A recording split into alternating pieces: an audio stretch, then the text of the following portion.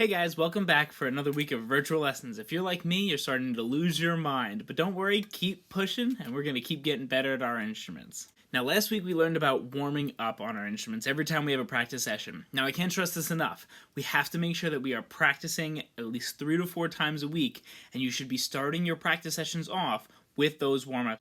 Those were not just one-time assignments. They're what you're going to do to start off your practice sessions to make sure you warm up your muscles and mentally get in the game. This week, I'm giving you guys small musical assignments that I want you to work on that help you practice the art of practicing. Since we're separate, I want to make sure that you know how to go about working on your music on your own, since I'm not right there next to you to help point out any mistakes and how to fix things along the way. There's a certain amount of things that you need to be able to do on your own so that you can get better and you can improve. So I'm going to be working on a really simple flute exercise, and I'm going to go through how I want you to practice. Now, none of you have the same piece of music because I don't want to play it for you. I want you to learn how it goes by you practicing and learning it. But the process is exactly the same.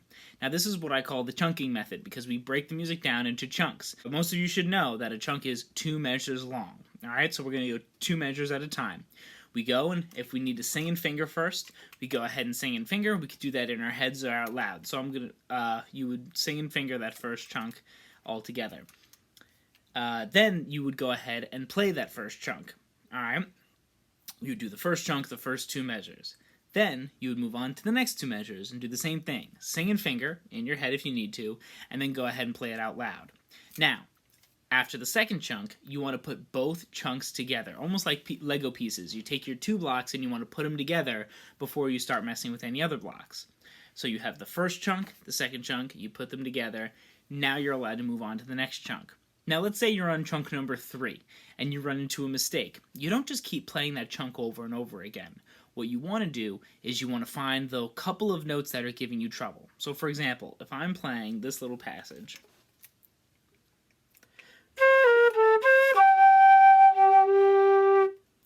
my trouble there was going from the C down to a G. I wasn't cleanly changing my mouth and getting the note to go lower.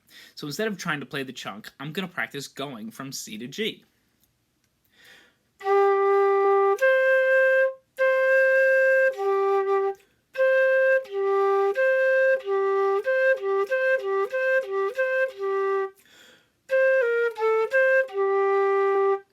Once you have that skill, you can go ahead and apply it to that chunk. And then there you go. That chunk's good to go.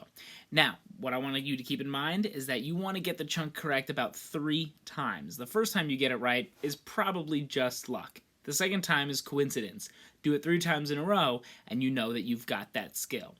Alright, so this week I gave you each a musical passage on this Google Classroom. I want you to take a look over that over the 3 or 4 days of practice you're going to do, and submit your best attempt on Friday.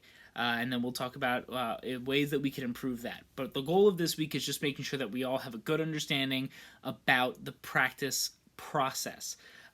We start with a warm-up, and then we go through breaking things down into chunks and go 1 chunk at a time until we bring our musical example all together. If you have any questions, of course, shoot me an email, and you can bring any of your questions to any of our band check-ins during the week. So please make sure you watch this video before any of those band check-ins. You should be watching these on Mondays. Alright guys, I will talk to you soon.